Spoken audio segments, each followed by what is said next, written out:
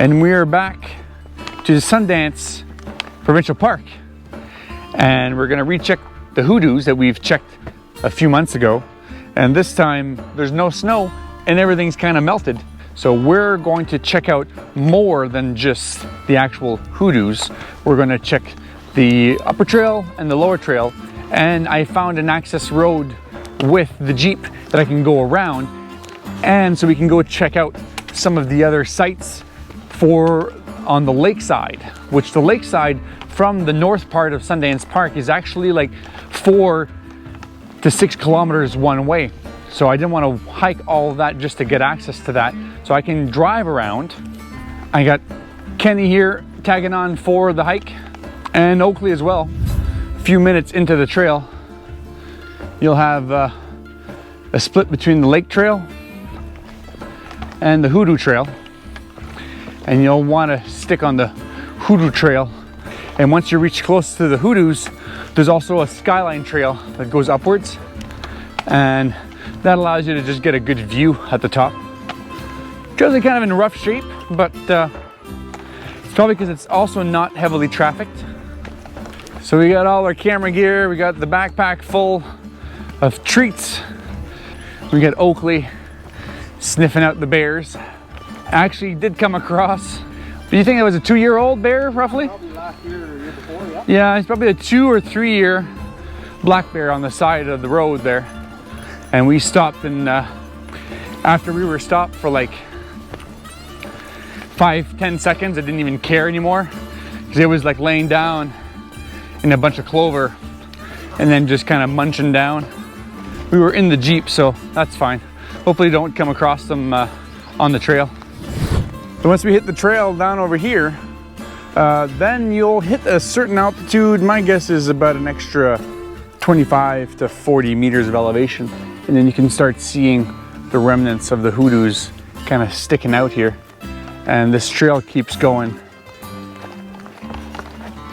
And then it kind of goes up and down, up and down. There's only like one kind of steep bit that hits down close to a little stream, but the rest is like a slow roll up and down here.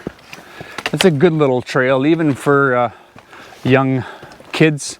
It'd be fairly easy for them to get up and down here. If it's been raining, you have to be careful here, because this trail isn't very wide. Like, that's my foot here. I mean, you have maybe, 1 to 2 feet. So if you pick the wrong trail, the lake trail, you'd be down at the bottom of this, so you could see the Hoodoos through the trees, but you won't be able to get to them. So once you get to the second junction here, you can see Skyline Trail. It's kind of this steep bit. It goes all the way up to the top, and you get to follow the ridge. You get to see the Hoodoos from the top, basically. Or you can just take the Hoodoo Trail, which brings you straight to the Hoodoos. 20 minutes or so, that's all it takes really to get to the edge of the Hoodoos. Because once you get to the Hoodoos, it opens up and there's no trees around.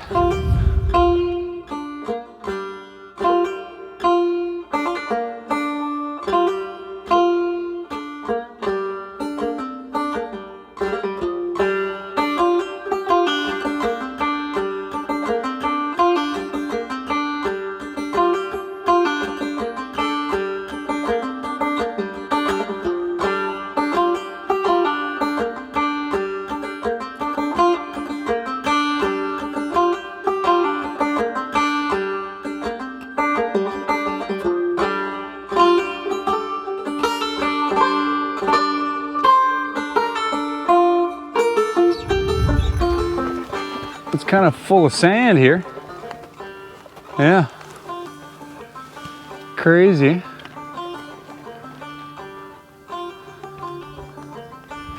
Now there is kind of a trail that goes all the way up to the top here, but I just want to take a break here.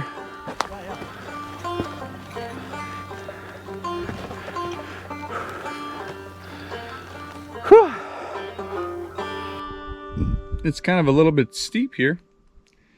I won't step any further. He's up here just like a a pure old-aged hiker, and he came with us to check out the Hoodoos, and we're kind of in the middle of the first bit of Hoodoos up here.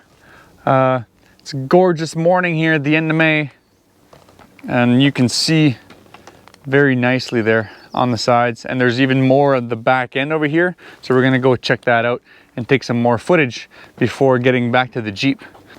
It's a very, very easy hike, and I would suggest anybody of almost any age could get up here.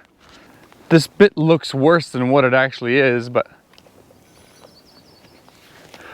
worst case, if you fall, Kenny, there's a big embankment to stop you. Yeah, and you got sand.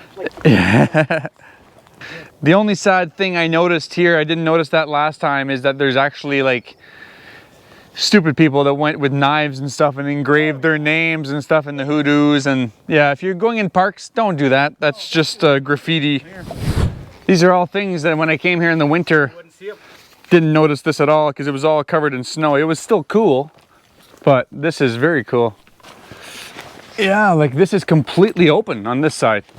Yeah, it's completely open on this side, and on the back side it's just completely, yeah. Well, I haven't watched much of that series on Netflix, but my boy talks about it, called Hoodoos.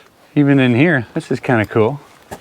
It's wide open here. It's amazing what the rocks and the water, or the water and the Yeah, more water and ice through the years. like this is like at any time this could just snap off, right?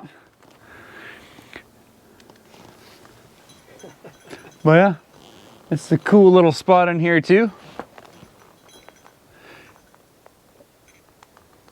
Yeah, it feels like I shouldn't be in here, that like at any moment this could just fall on my face. Yeah, Makes it almost two-dimensional with snow.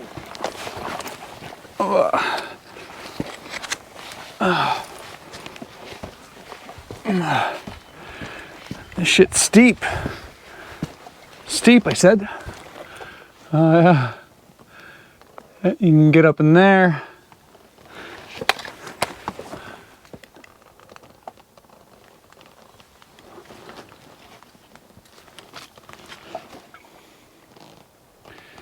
Crazy.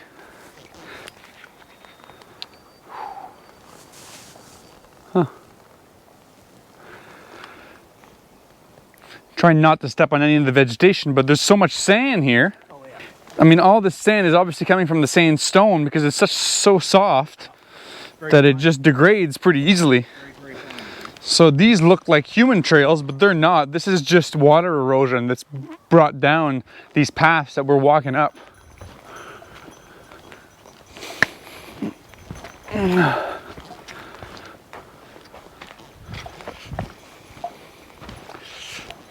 Crazy.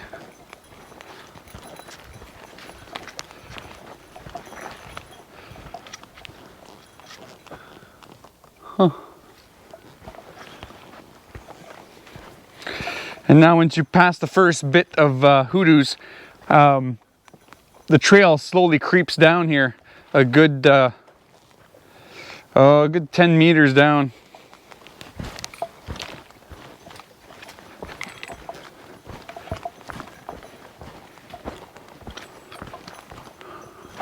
Oh. Yeah, and this little section here, and then it just kind of stops.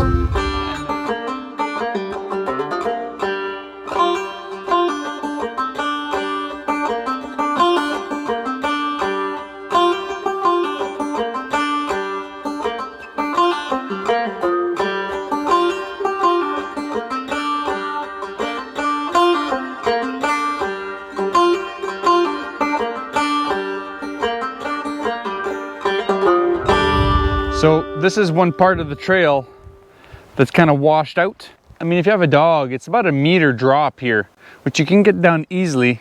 But last time what I did with Oakley on the way back is that we went up on this ledge and then went around. So I mean, we can try this on the way out here to see, because I did it kind of in the snow and it was kind of a pain in the butt. We're not really squashing anything because this is all sand. It's like a beach. Right on the side you can see the Hoodoos, little tiny Hoodoos on this side here. you can tell that the sand is kind of eroded and brought everything down. And yeah, so once you're on this point here, there's one little spot here where the water is going back down. This is all soft sand. So it's kind of neat that way that you don't have to step on any of the vegetation, because the sandstone remnants has actually created trails and paths all along here. And you can follow those to get up and down the trail. Yeah, you can tell here where it's this whole big circle around here. It fell in and sunk in about a meter, and that's what's kind of ruined the path here. Now we've got to the very end of the second row of Hoodoos, and then this is where the trail kind of starts to bottle down. And then once you get down to the bottom, the Hoodoo trail kind of veers off to meet up the lake trail. And then you can see the last bit of the Hoodoos that kind of peeks out and turns around there. The last part of the Hoodoos is kind of hard to see because it's mainly in the trees, but you can kind of walk into the forest and get a good view of what they are here.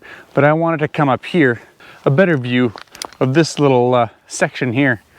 It's kind of nice, and there's like I don't want to be stepping on any of the vegetation, so I've only been climbing up here where I find these sandstone paths that come down and make a nice little path with the sand, but mainly with the water, and it kind of clears the whole way up.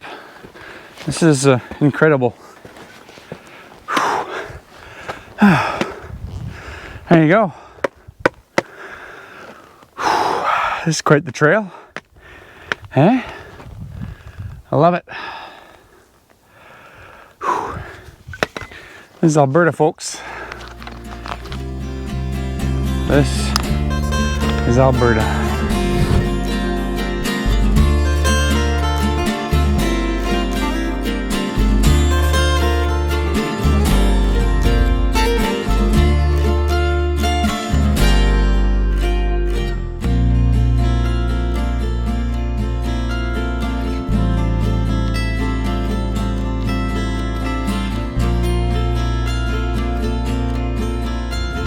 And we got another little side trail here created by the water right into these gorgeous little Hoodoos here. But you can kind of sneak in on the inside here, yeah, and then get into the shade and get a glimpse right of the Hoodoos. It looks like there is a path here. No, it's not really a human path. It's not a human-made path. It's the water again, just coming down in here. It creates a nifty little road here to come down and check these out. But yeah, like this is towering me now pretty heavily.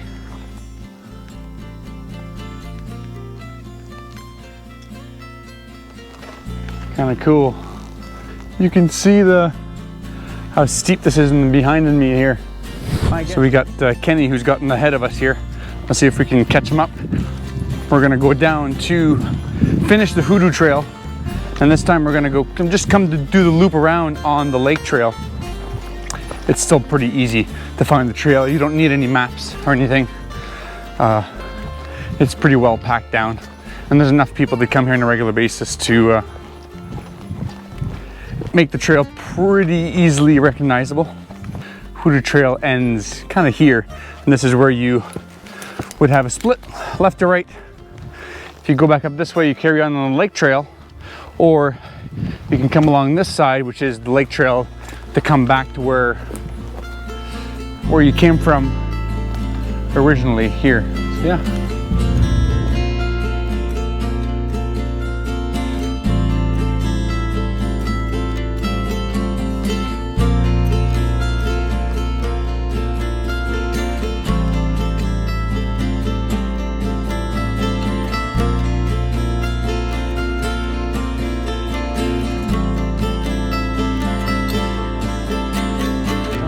Lake trail, and I think we finally got to the actual lake. And so this trail apparently doesn't go all the way to the lake.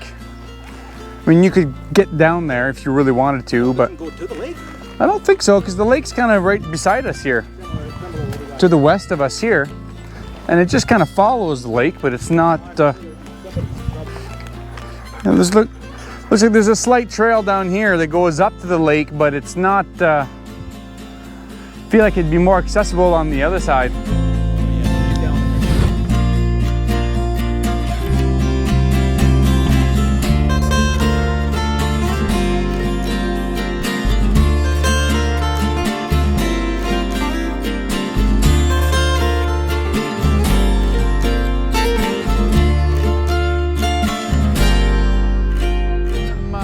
Me and Swindle and Kenny and Oakley, they've already head out in the back end here, but we got into a lease site trying to get access as far as we can to the lake, which is in Sundance Provincial Park. We did find the sign here. It's back over there for Sundance Provincial Park, and there is a little trail on the side, but after looking up in the air and actually looking at the maps, it seems like that's not the fastest way to get to the lake. So I just assumed that people came horseback riding here and there'd be a more common way to get in here. But at the back here, it seems like that's the closest spot to get to the lake here. So we're gonna go check this out.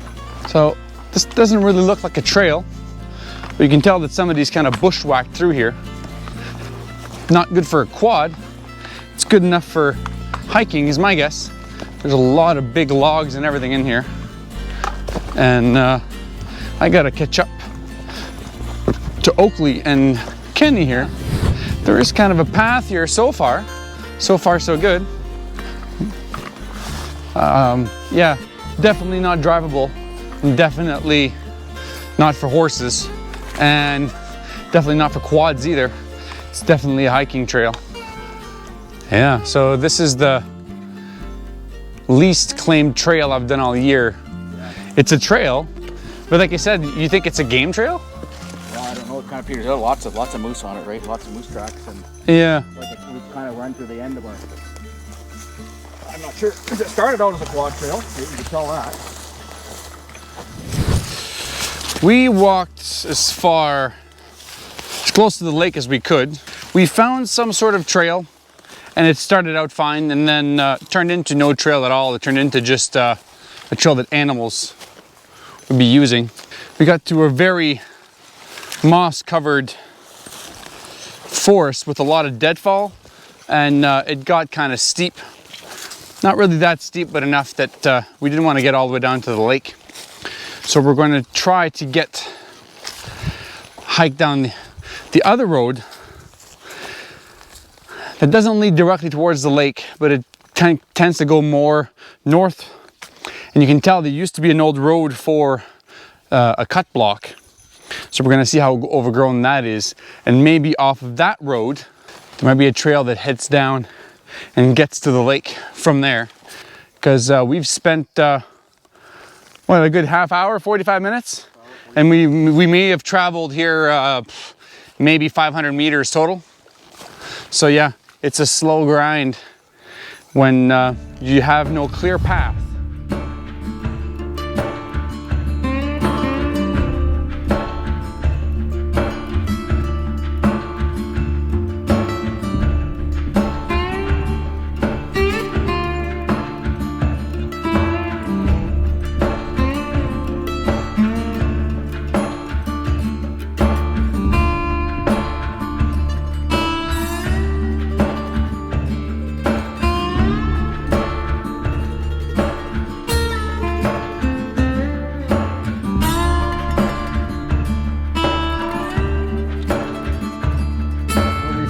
Border to the Sundance Provincial Park over there. We haven't tried that trail, but that trail seems to be going just straight east. And then we tried that one down there, which we came down to an old cut block, and then we got to the border of the park, and we got really close to the lake. We could see the lake, but it was kind of down and a lot of deadfall and no clear trail heading down there. There's another trail that if you look down on the other side of this well here, but there's another little road that feeds out to the other cut block. So we're gonna have a little walk down there. We might be able to find another trail that from there would head down towards the lake. Well, this time we tried going on the west side trail, and it leads to a cut block. And we are currently at the end of the cut block, and this is where the road ends. You can see there's a wide opening here, and this is actually a road. But then once you reach the end of this road, this cut block, which on Google Earth, should be all clear and cut down, but it's obviously been replanted. So we can't really get any further in here unless we want to trek through the forest. And we found some moose trails that cut across, but it gets mucky real quick. So we're turning around here. But this trail too leads basically to nowhere.